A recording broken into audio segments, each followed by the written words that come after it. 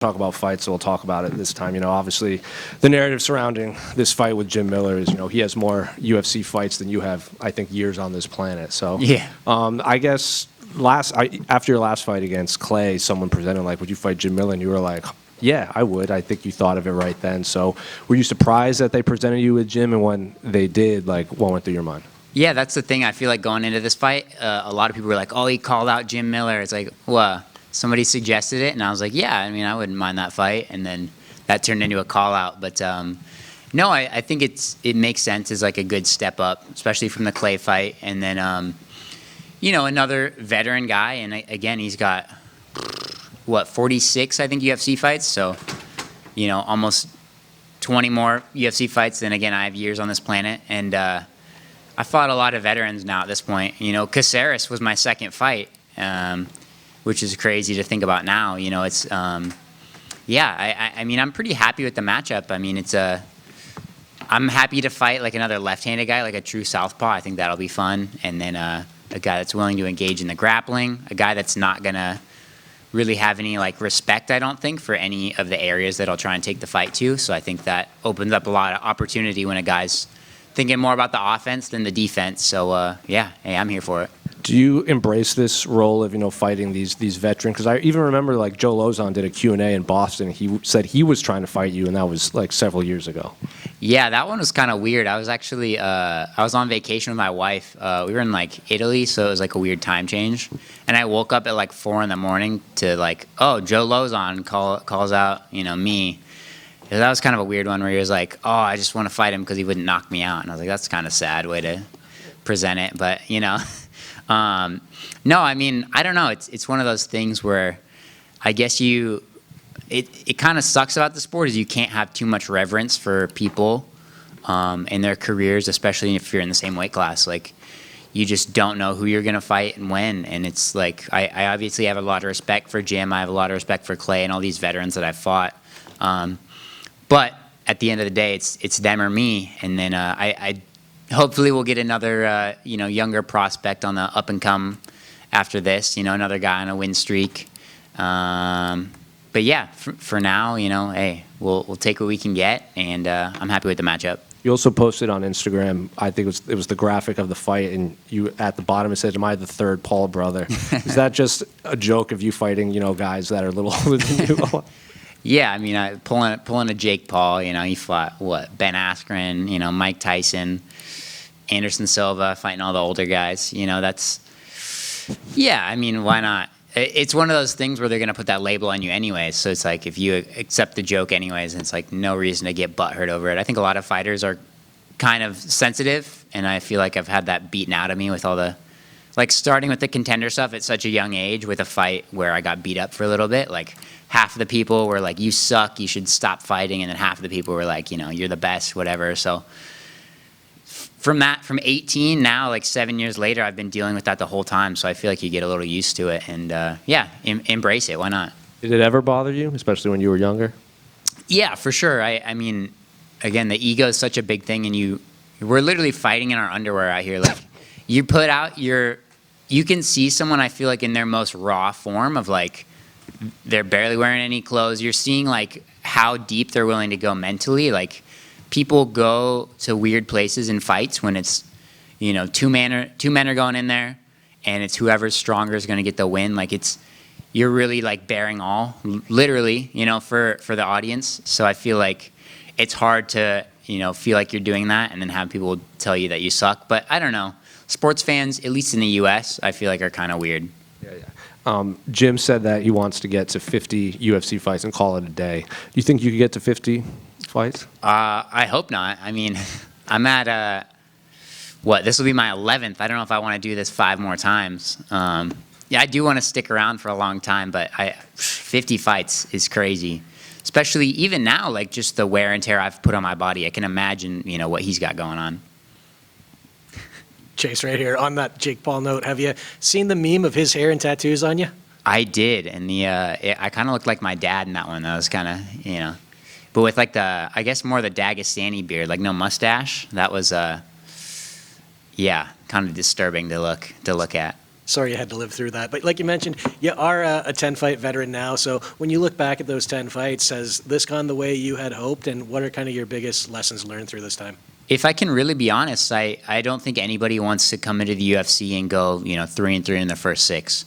But even with like my Contender Series fight, like I was so disappointed I didn't get a finish. I was like, they're not going to sign me. But again, like looking back at all this now, I'm so thankful that they put me on the developmental deal. They gave me a little extra time. Like if they had just thrown me into the mix at 18, like I would not have done as well as I did at 20. I might have already been out and I'd be working a regular job now, like, or trying to get back in for a second stint.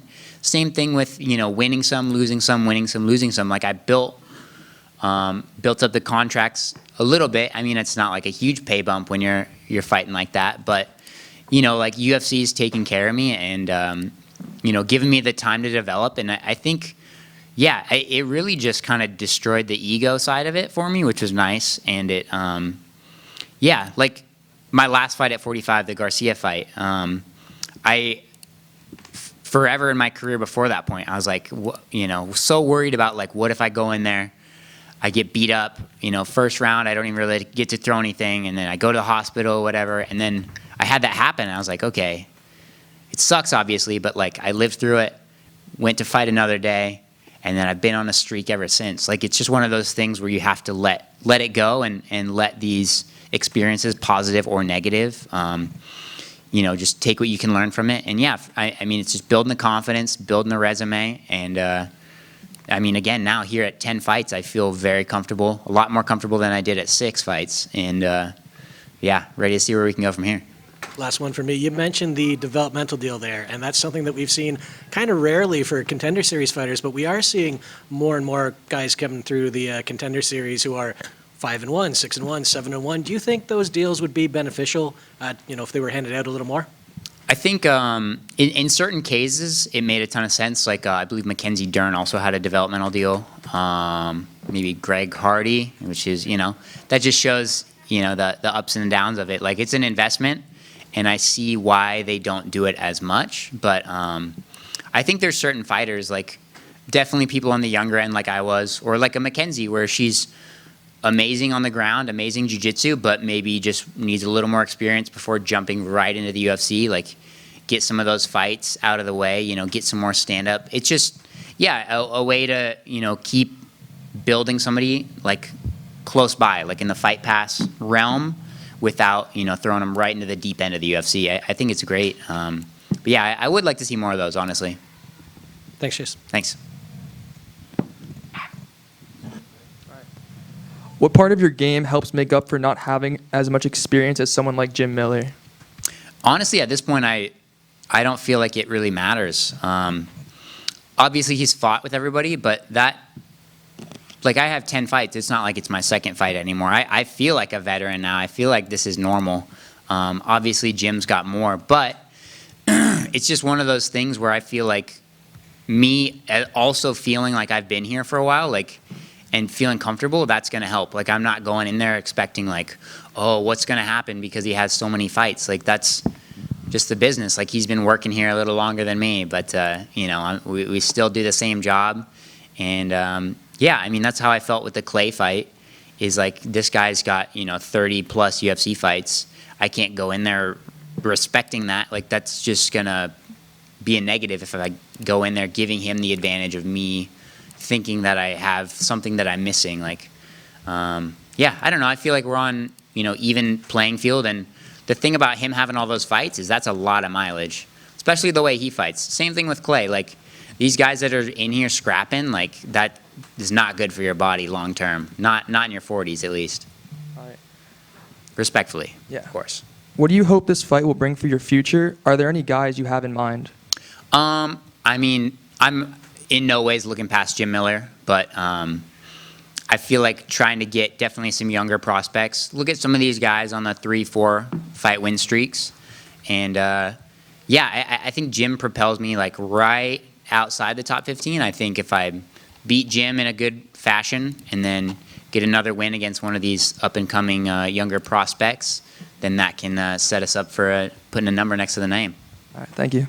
Just one more right in front right here. Patty was in here, and what you just said just made me think of it.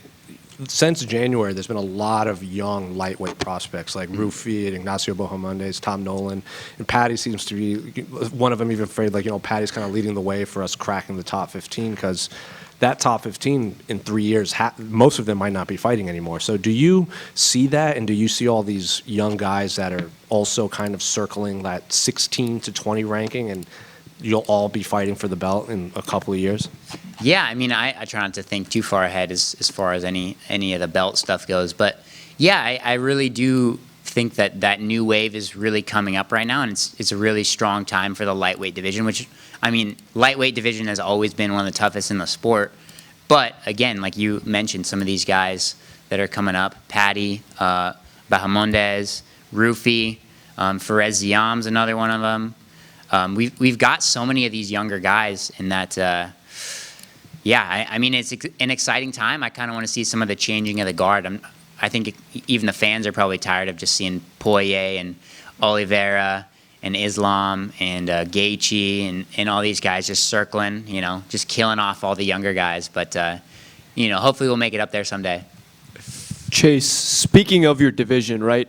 The lightweight division is in a really interesting picture right now. You've got Ilya moving up, Islam being the champ, Armin and Charles at the top. How would you match up your lightweight division at the top? How would I match it up? Yep. I think the Topuria fight with Poirier would be great, or Topuria with, maybe Oliveira. Like, those were two that were kind of mentioned a little bit, at least online. Obviously, I don't want to see Topuria just keep starching all these old guys, which, I mean, I guess I'm kind of in the same boat, but on a lower stage in the division. But no, it's one of those things where he was the champ at 45. Again, beat Volk, who I think is behind him now the best featherweight of all time, like just resume-wise, and then also decisively finished Max. Again, another one of the best featherweights of all time. So he has more than enough pull to jump right up towards the top of the division. Yeah, I think that would be great. See, I don't know if Armin's fighting for the belt again. It sounds like he's not. I don't really know who we match up Islam with. Like, I just want to see any fight for him. I would love to see him in Topuria, but I think give Topuria one fight and then throw him up there. Who might go up? Oh, Islam might go up? I hope so. That'd be nice. Have all the Dagestanis out of the division. Make it easier for us jiu-jitsu guys. Well, yeah, one more from me. A lot of people are changing their nicknames now. Your nickname is the Dream. As you move up in your career, could you change it to the Nightmare? I'd be ripping off Diego Sanchez on that one. I think I'll stick with the Dream. Well, I've already changed it once. I went from the Teenage Dream, matured a little bit, turned 20. We took that part out. Just, the Dream, and Dream's alive and well, so I guess we'll keep it for now. Chase, didn't Diego go from the Nightmare to the Dream, then back to the Nightmare? Yeah, he transitioned a little bit, depending on the day, depending on the coach, I guess. Good. All right. Thank you, guys.